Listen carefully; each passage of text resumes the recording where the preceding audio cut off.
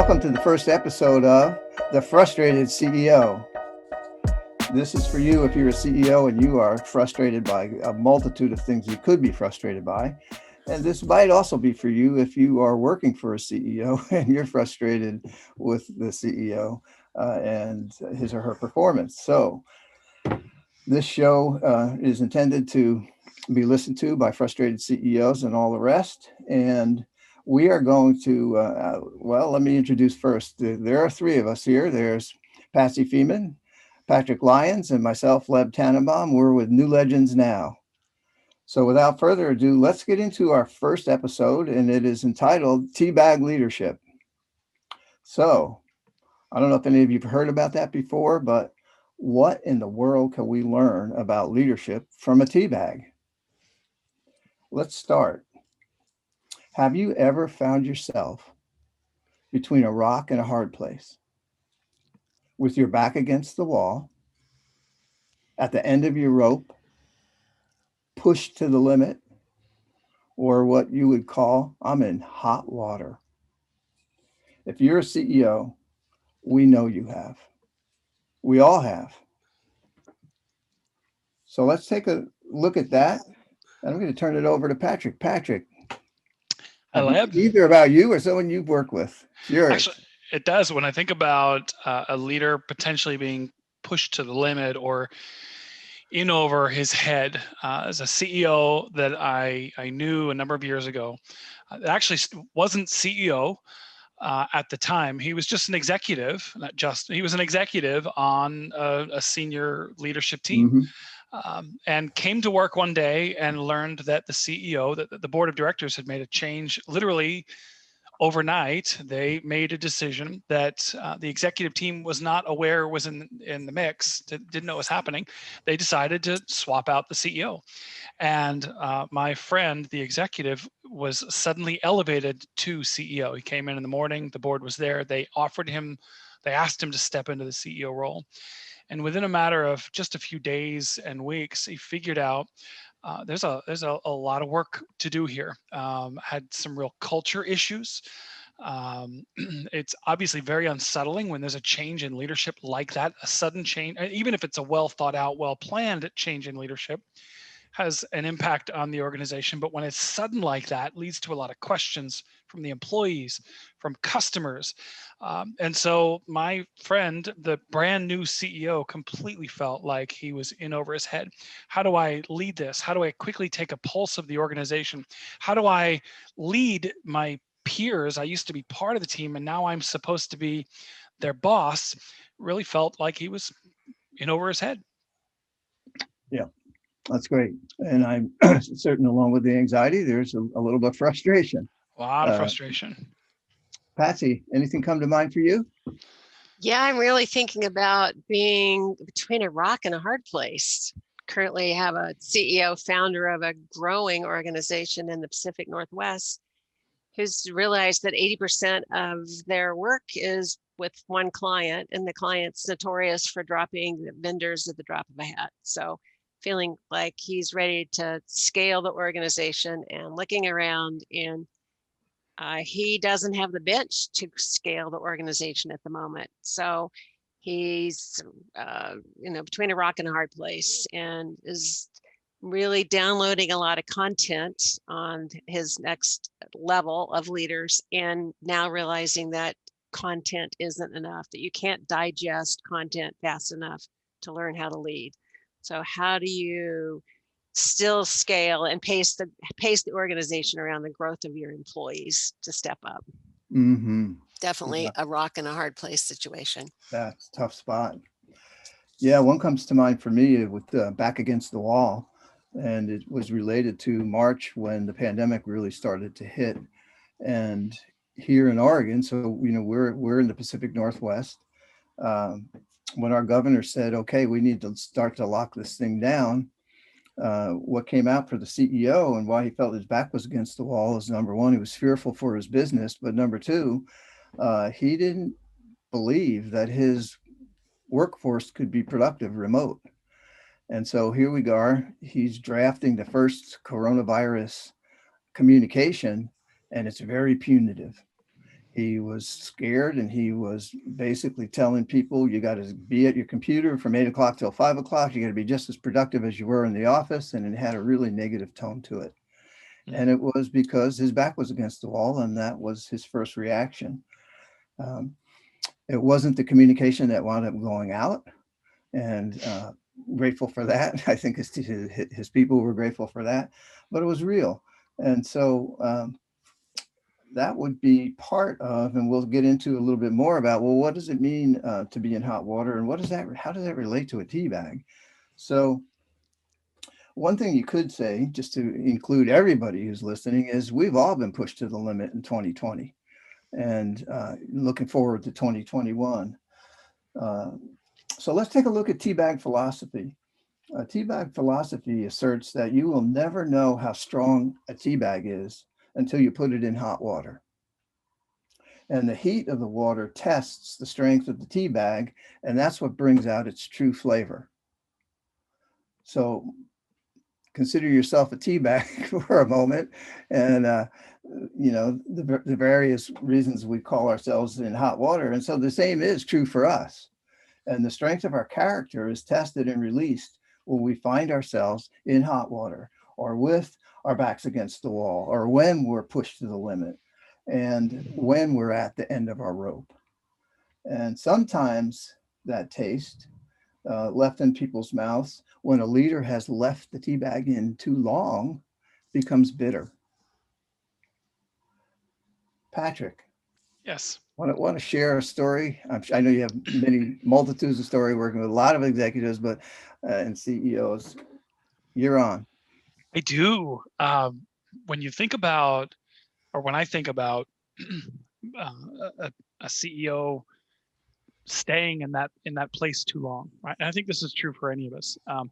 But I worked with a CEO that by the time we had gotten connected, by the time we met each other, he was at the end of a 3-year run of just basically a bunch of mishaps within the organization. Some of them were self-inflicted wounds, some risks that maybe hadn't been mitigated, that hadn't measured out things properly, some investments that they made that weren't panning out, some employee issues that were lingering, some market changes that they had absolutely no control over, but still needed to be able to respond to. And here it is after 3 years of really being pushed to his limit, right? Just being stuck in that place of each time feeling like, okay, maybe we're going to get out of this, and then another thing would hit, and then another thing would hit.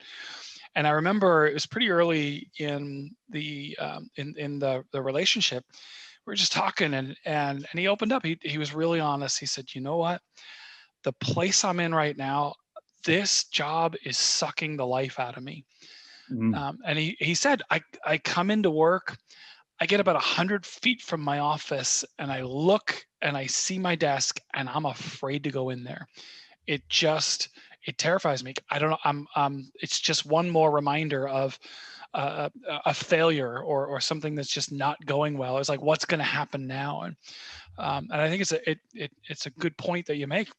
When we stay in that position long enough, that it's where you begin to lose hope, and hopelessness is a place where you just think nothing's going to change, nothing, everything is out of my control, and it is, there was a lot of bitterness there, so a lot of frustration, and to your point, a lot of bitterness, just being stuck. Yes. Yeah. Comes to mind for me is working with the financial services CEO, running about a 30-person company in Los Angeles when the recession hit. And yeah, that first year was really tough. So, uh, but things started to improve in 2009, and he kept his tea bag in the hot water for too long. And the way it showed up is that he would just badger his people over and over about financial matters, about what was in the top of their funnel, how many people they were meeting with, as if the ship was going down. And the truth of the matter is their performance was improving on a regular basis. And it really started to seep into the culture where everybody came in kind of cautious, looking heads down. They didn't want to interact with the CEO. And previously that was not the case. And it took a meeting with his CFO and really laying out the financial improvement for the CEO to recognize he'd just been in the hot water. He'd been stuck. He'd been beating that drum for way too long. And it was just creating a lot of bitterness within the organization. It took a while to recover, but that realization was the key. Mm. Anything come to mind, Patsy? Not so much from the bitterness, probably more from the weakness side, taking it out a little too soon. I know you're going to Yeah. get to in a minute.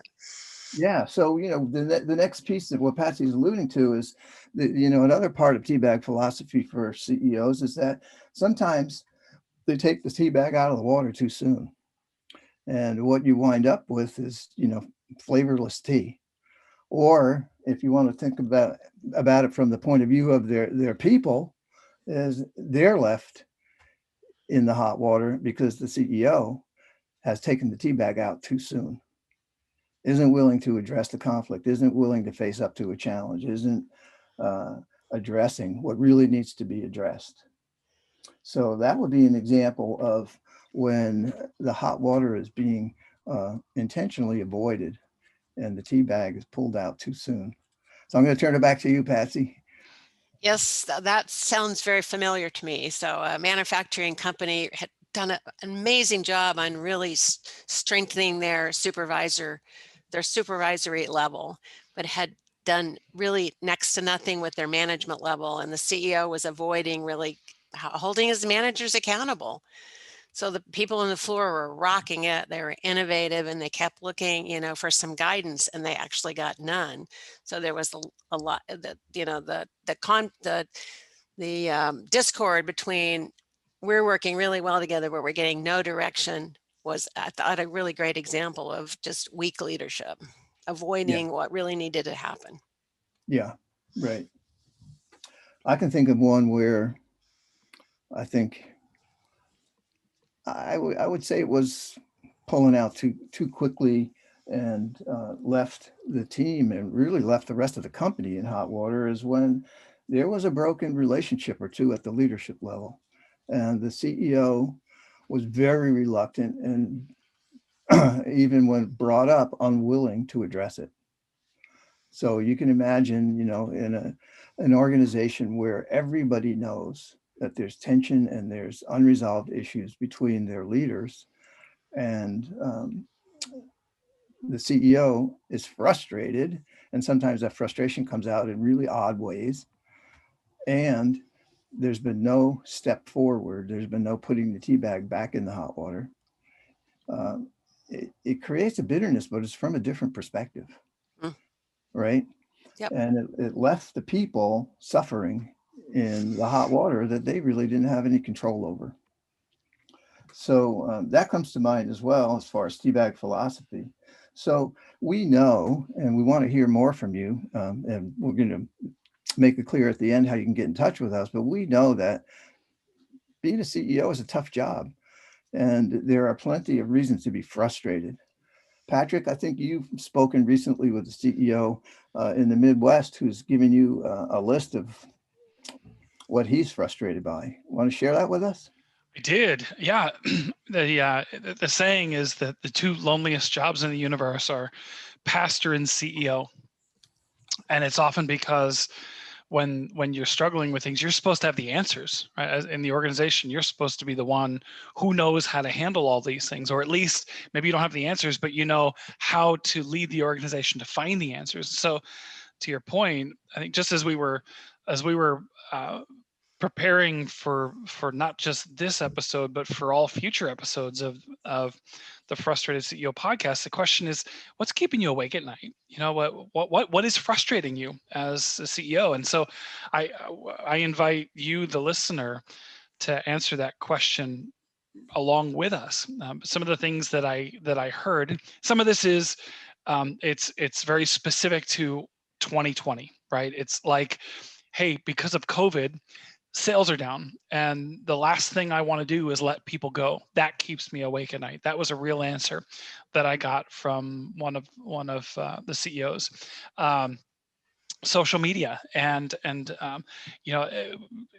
just look at how social media in our society is almost used as a weapon. It's I can hide behind my profile and just say whatever I want. And so what does that mean as a business? How do you put your profile out there? How do you put content out there without that content being taken out of context or being twisted? Diversity and inclusion is obviously it's a big issue. One of the CEOs that I spoke to said we published a picture of our management team, and we got a lot of flack because our leadership team doesn't reflect their the viewers' idea of what diversity and inclusion should look like, but it reflects the geographic region that we operate in. So how do you manage that? And then how do you manage employee morale in a crazy year like 2020? That keeps me awake at night. The quickly changing consumer habits now that everything has gone virtual and social distancing and just the impact. So many things that are keeping the CEO awake at night that are frustrating you. And all of them, every single one of those things tests your leadership ability, tests your mettle, tests your ability to be comfortable in the hot water. But also your ability to rally those around you and come up with either the ideas or the strategies to move the company forward. Yeah. So true, Patrick. Patsy, you've been working with some high-level female leaders. And anything to add that we haven't touched on yet? Well, one prior to the pandemic used to be the increasing difficulty to balance work with personal lives. Oh, yeah. But with, children being working from home remotely these days, I'm hearing from a lot more men CEOs or men, leaders that are grappling with the same thing. So that's one thing. The other is it's difficult to be in a room as a minority, not even a person of color, but just a woman coming to work and with predominantly male colleagues. And how do you network and get the help and get the support you need and learn how to do that across a variety of platforms. So those are two of the things that come to mind for me. Patsy, you mentioned the work-life balance as a female CEO. Literally just this morning, I was having a conversation with a female CEO who was saying that exact thing, that just a couple days ago, for the first time in months, she went into the office to begin packing up the office because they've gone virtual and have realized that they can operate in a virtual environment, right? So they're actually moving out of the office. But she was recounting to me that she went into the office, spent the whole day there packing, and there was a lot of emotion. Obviously, she'd spent 20 years there. But when she got home later than she normally had been for months because been working from home. She said she instantly felt all of the pressure and the stress that she used to feel when she was having to go into the office every day and coming home and not having any clue about what's going on. What have the kids done their homework? What's happening with dinner? Just feeling completely out of sorts. And so it's interesting that you brought that up because I heard it this morning. That's great. So to our listeners, what describes your hot water? We want you to know. We want to know. Ask yourself, what challenges am I facing today? What can I learn about myself, about the strengths of my character, and from the challenges that I do face? What can I learn about some areas of weakness in my life? How do I step in, and when do I step back? I remember working in New York City with a pretty large organization, and some of the leaders and the CEO of the organization said, one of the hardest things I struggle with on a regular basis is when should I step in and when should I step back and let my people figure it out. And so there are these frustrations. I think for ourselves, looking at ourselves, we all recognize there are times when we're in that position. So ask yourself those questions, be in touch with us. Um, I know for myself in 2008, being the CEO of a consulting firm, it seemed like overnight there was no work. And I learned some things about myself. I learned that I really tried hard to shield my family from the impact of quote unquote no work. No work meant no income. And there was pressure that I wanted to take off of them. But what I learned is that I took too much on myself. And I didn't surround myself with wise counselors and didn't ask for much help. And while I can say my integrity held up, I could have done a much better job engaging others and asking for help. So Teabag leadership lessons, there are plenty of lessons to be learned. Thankfully, um, we find out usually from people that care about us when we've left the tea bag in too long, or when we pulled it out too quickly and we need to put it back in and really deal with things. Um, so in every session, every episode of the Frustrated CEO podcast, we're going to close with something we call Let's Get Practical. Okay. And so in this particular point, let's get practical and just underline or share a few things we think that could be helpful. One is write out and literally write out and list what is in my control and what's out of my control. Am I asking for help? Do I seek advice and engage others?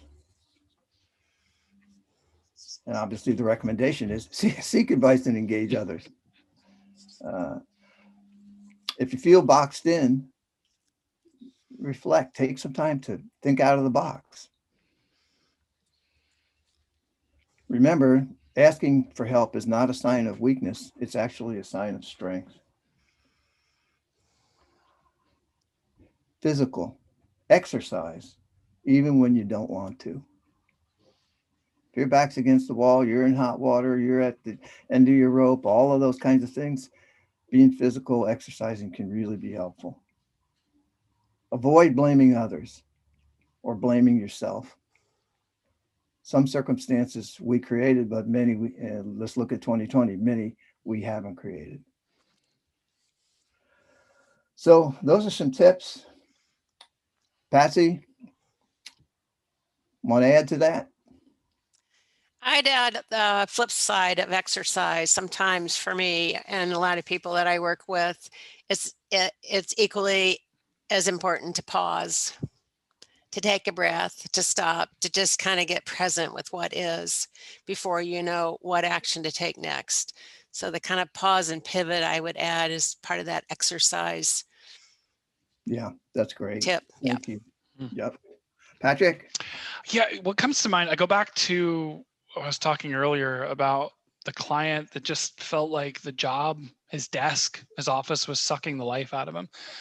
And it's so easy when we get overwhelmed, it's so easy to forget how in control we really are, how empowered we really are. It's so easy to think that all of these things are out of my control, right? That I'm just I hate to say it this way, but it's easy to fall into victim mode.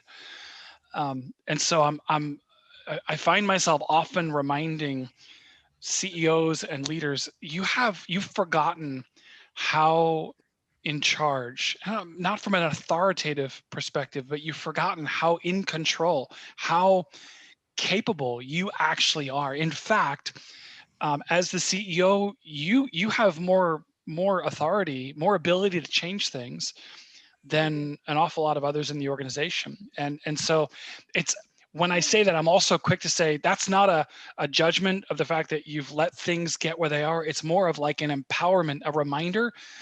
You have everything it takes to go change whatever you're not happy with. So just make a list. And to your point, Leb, I mean, Patsy, take a breath, right? Center yourself. Leb, make a list of what is within my control. And then who do I need to surround myself with and let's get after it.